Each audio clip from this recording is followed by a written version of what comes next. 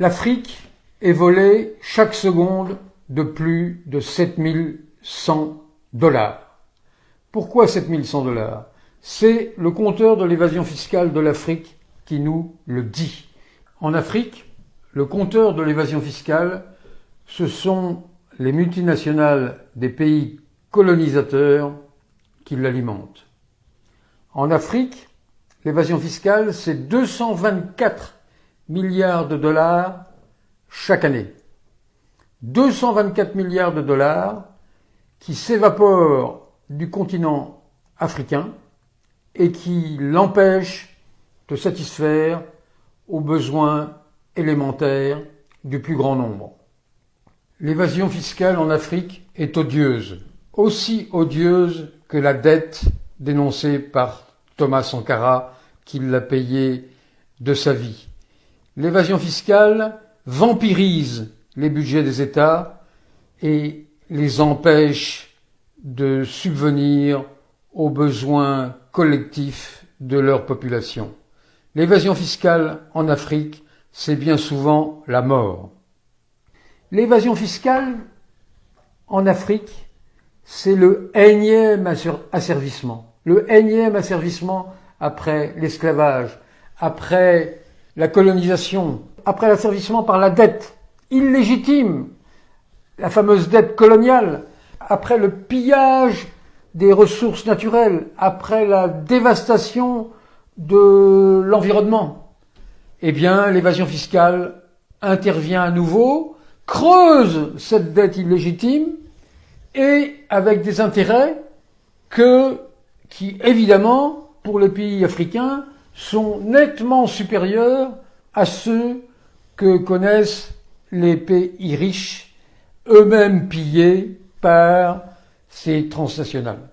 Et quand ils pillent l'Afrique, leur avidité est décuplée.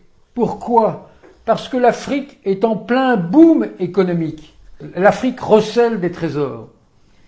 C'est le Fonds monétaire international qui, il y a peu, a considéré que l'Éthiopie était le pays le plus dynamique au monde, avec un taux de croissance d'environ 10%. Et derrière, de nombreux pays africains, comme la République démocratique du Congo, par exemple, le Burkina Faso, si j'ai bonne mémoire, tournait autour de 7% de croissance.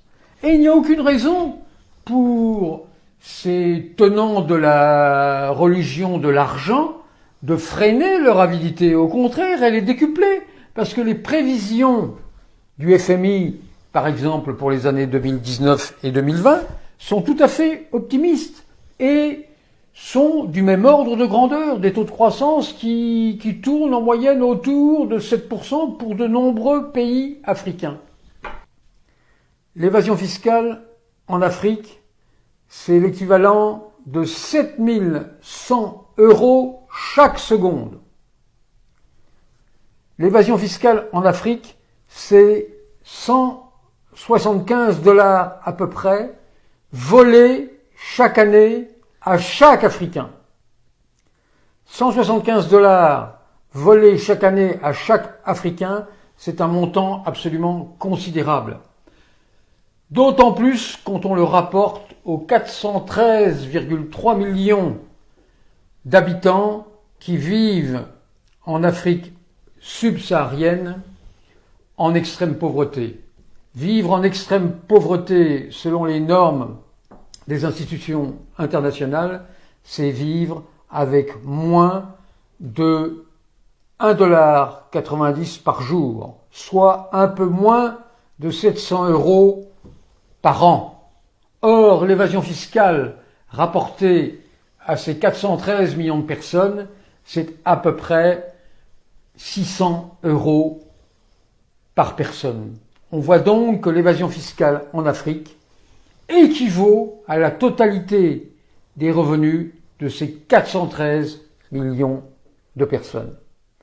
Le travail des organisateurs de l'évasion fiscale et de leurs clients est évidemment grandement facilité par les institutions financières internationales qui délèguent des cohortes de fonctionnaires, ces nouveaux missionnaires qui n'ont de cesse que d'appliquer les fameux 10 commandements de Washington, les 10 commandements de la doxa néolibérale, et qui n'hésitent pas à faire appliquer aux pays en développement ce que l'on appelle dans leur jargon des plans d'ajustement structurel, les fameux PASS, qui sont en fait des machines à aller à l'encontre des intérêts de l'immense majorité de la population. L'évasion fiscale est intolérable et aussi illégitime que la dette qu'avaient combattu certains, et notamment Thomas Sankara, qui est mort. Il faut regarder en permanence ce compteur de l'évasion fiscale qui rappelle que l'Afrique est volée de 7 100 € à chaque seconde.